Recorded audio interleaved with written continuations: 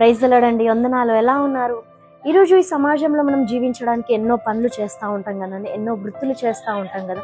నర్స్గా, టీచర్గా, షాపింగ్ మాల్స్లో, ఇంకా ఇంకా ట్యూషన్ టీచర్స్గా ఎంతో పనులు చేస్తూ ఉంటాం. అయితే ఇక్కడ మనము మన పనితనం ఎలా ఉందో ఒకసారి జ్ఞాపకం చేసుకోండి, ఒకసారి ఆలోచించుకోండి. నా యజమానుడే నన్ను చూస్తున్నాడు, అప్పుడే నేను పని చేస్తాను, నాకు గుర్తింపే లేదు, వాళ్ళకన్నా ఎక్కువ వర్క్ నాకే ఇస్తున్నారు. ఇలాంటి ఆలోచనలు ఏమన్నా మీకున్నాయా? అయితే బైబిల్ ఏం చెప్తుందో చూద్దామా అండి. ప్రసంగి 9:10 చూడండి ఒకసారి.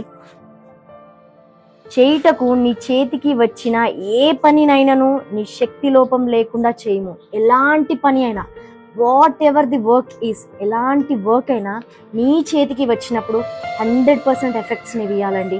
తను నన్ను మెచ్చుకోవట్లేడు, నా యజమానుడు నన్ను మెచ్చుకోవట్లేదు, నా మేనేజర్ నన్ను మెచ్చుకోవట్లే, నేను ఎన్నో పనులు చేస్తున్నాను, ఆయన నన్ను మెచ్చుకోవట్లే, ఎవ్వరూ నన్ను చూడట్లేరు, నా టాలెంట్ని చూడట్లేరు.